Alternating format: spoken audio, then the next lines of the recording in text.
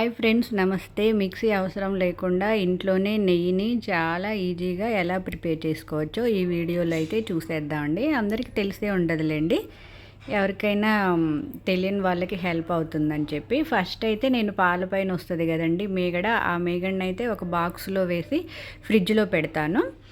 First మీగడ తీసేటప్పుడే ఒక spoon పెరుగు కూడా వేసి పెడతా అండి ఫ్రిడ్జ్లో పెట్టేటప్పుడే. అలా అప్పుడప్పుడు కొంచెం పెరుగు వేసుకుంటూ ఉండాలి మీగడలో. అలా 10 days అయిపోయిన తర్వాత ఇలా ఒక వెడల్పాటి గిన్నెలో అయితే ఆ మీగడనంతా వేసేసి మజ్జిగ చిలికే కవ్వం ఉంటుంది కదండి, ఆ కవ్వంతో అయితే ఇట్లా తిప్పుతూ ఉంటా అండి. రౌండ్గా 2 హ్యాండ్స్తో తిప్పుతూ ఉంటాను, అంటే ఒక చెయ్యి అయితే నొప్పి వస్తుందని. కానీ ఇదైతే చేతులకి చాలా మంచి ఎక్సర్సైజ్ అండి. చూసారు కదా, ఒకసారి ఇటువైపు ఇంకొకసారి అటువైపు వీడియోలో చూపిస్తున్నట్టుగా. కూలింగ్ ఉన్నప్పుడే ఇలా నెయ్యిని కనుక చేసుకున్నామంటే త్వరగా వచ్చేస్తుందండి. అంటే కూలింగ్ అంతా పోయాక కంటే కూడా చల్లగా ఉన్నప్పుడే చేసుకుంటేను నెయ్యి త్వరగా వస్తుంది.